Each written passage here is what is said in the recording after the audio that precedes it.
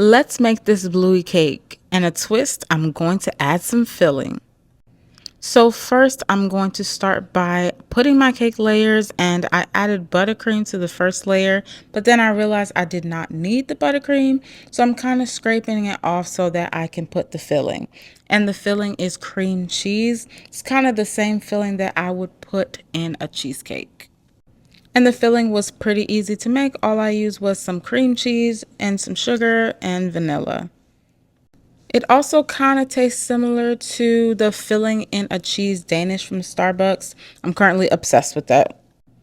And an added bonus, I'm going to add fresh strawberries. So this is going to be a strawberry cheesecake filling. So delicious. So I'm going to pack the layers with strawberries so we can get some strawberries in every bite. Then I'm just going to continue on stacking and filling the cake. I feel like I said strawberries too many times. Let me know in the comments how many times I said strawberries.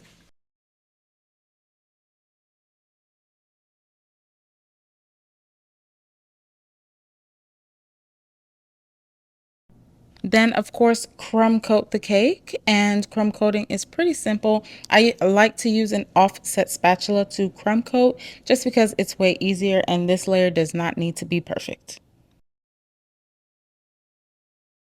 After I am done crumb coating, I will work on coloring my fondant because I do need dark blue, light blue, white, black, and a cream color fondant to make Bluey's face.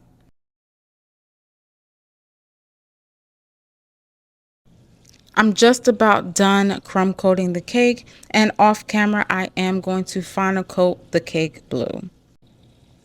And that's only because my camera died and I was making two cakes this day. So I apologize. I do not have footage of me final coating it.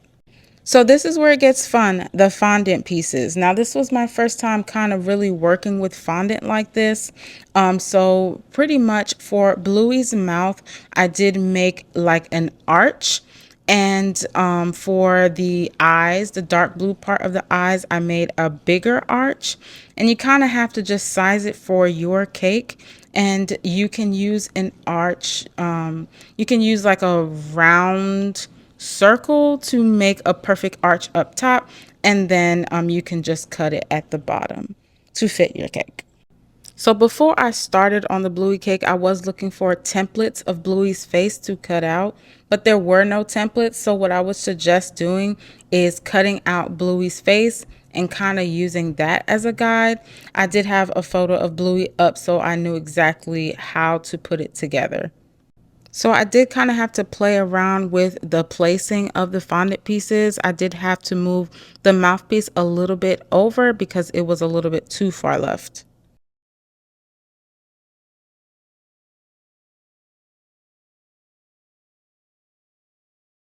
Now for the white part of Bluey's eyes, I did cut out a template.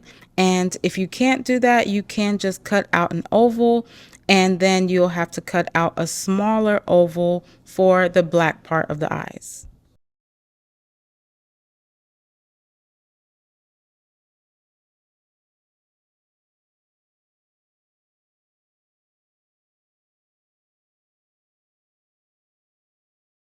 So the hardest part of this whole Bluey cake was Bluey's actual mouth.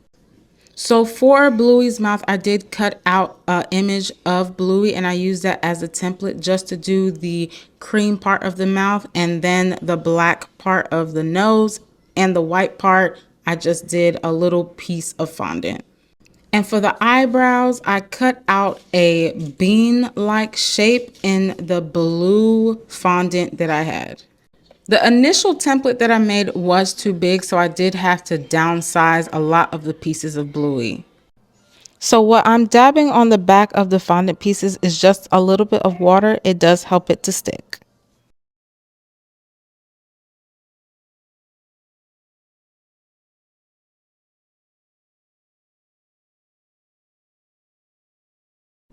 The last part was to do Bluey's ears, and that I just cut out 4 triangles, 2 bigger ones and 2 smaller ones, and I just rounded out the top so it wasn't pointy.